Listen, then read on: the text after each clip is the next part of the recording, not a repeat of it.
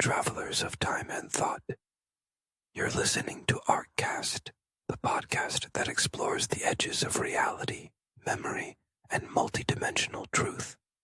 In this special series titled Quantum Time Travel and the Butterfly Effect, we'll dive into the mysteries of nonlinear time, quantum entanglement, and how even the smallest change in the past could echo across futures we haven't imagined yet. Whether you're a seasoned seeker or just curious about how the quantum universe might bend around your consciousness, you're in the right timeline. It doesn't move. It doesn't burn. It waits.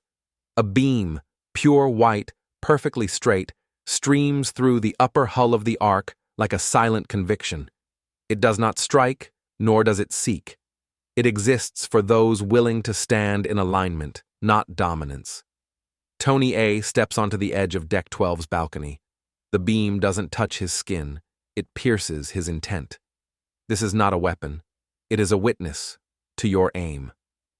Static alignment beam, a non-lethal conscious energy form that activates only when a character centers themselves without hesitation. Intent recognition. Technology.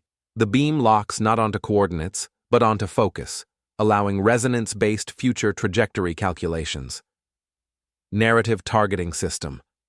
The beam determines who the Ark's storyline will follow based on moment-to-moment clarity of direction. The character must choose to maintain alignment with the beam, embracing their current trajectory, or break focus in doubt. Maintaining focus enables aim-assisted projection, allowing the individual to arc their timeline cleanly into future stages with increased continuity and resonance. Breaking focus causes the beam to redirect, assigning the role of narrative protagonist to the next most focused individual, often someone unintended. The scene is quiet, too quiet. The wind barely moves, the stars hold their breath. Tony A., standing on the lip of the quantum cliff, eyes the sky and bellows.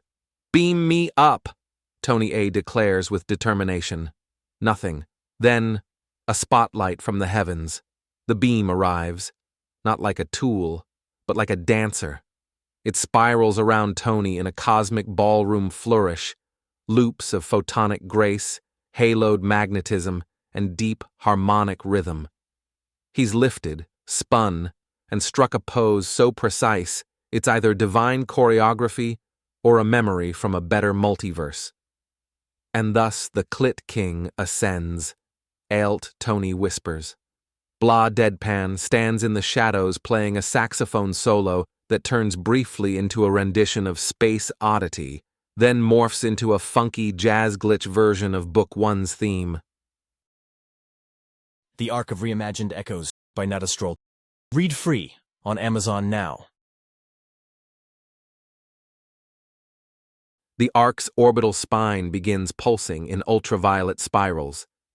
From deep within the marsh stage vaults, dozens of clits start glowing in sync.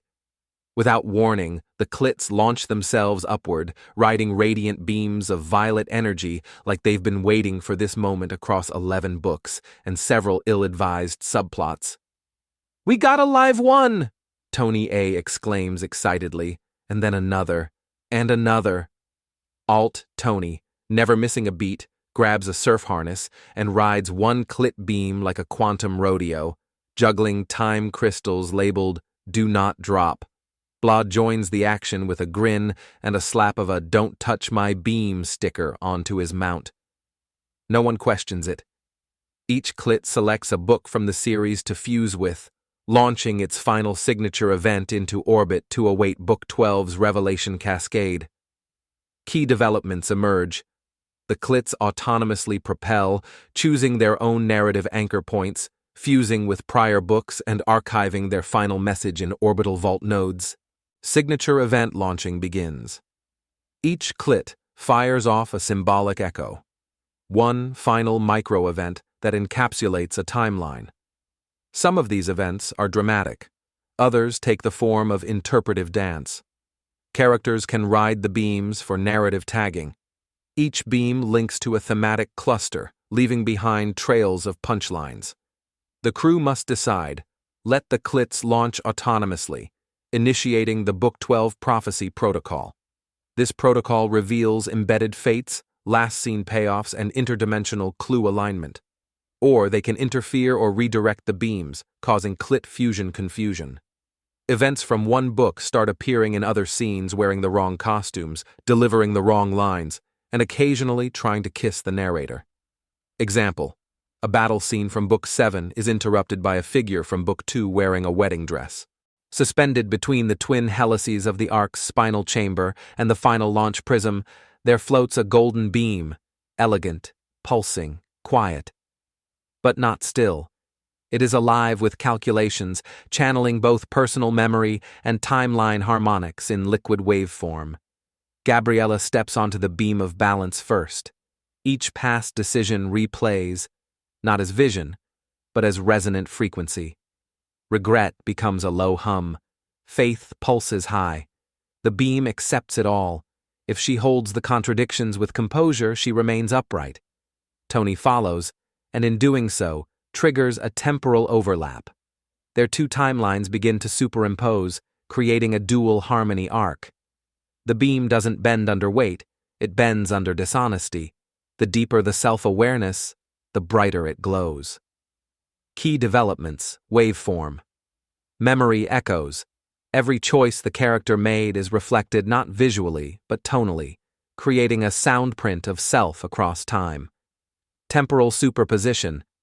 Two characters may exist simultaneously in overlapping arcs. If their harmonic frequencies align, they stabilize. Grace-based mechanics. The beam does not reward certainty, but compassionate contradiction, holding tension without collapse. Major conflict or decision. The test is internal, harmonic, and relational. Achieving resonance grants access to the Trinity portal, unlocking the threefold narrative entryway of Book 12, free, dominated, neutral threads. Faking balance, especially through repression or denial, creates mirror lag, a quantum glitch where your reflection begins responding before you do, revealing unspoken thoughts aloud, often to unintended audiences. Tony nearly slips when denying a memory from Book 3. Gabriella steadies him, not by correction, but by acknowledging her own contradiction aloud. Thank you for walking with us through the folds of time. If this episode sparked new thoughts or rewrote a few old ones, please consider liking, sharing, and leaving a review wherever you listen to podcasts. Your engagement helps keep the signal strong and the Ark aligned. You can find full episodes, bonus material, and timeline diagrams at arkofalignments.com. Until next time, remember, the future doesn't wait. It listens.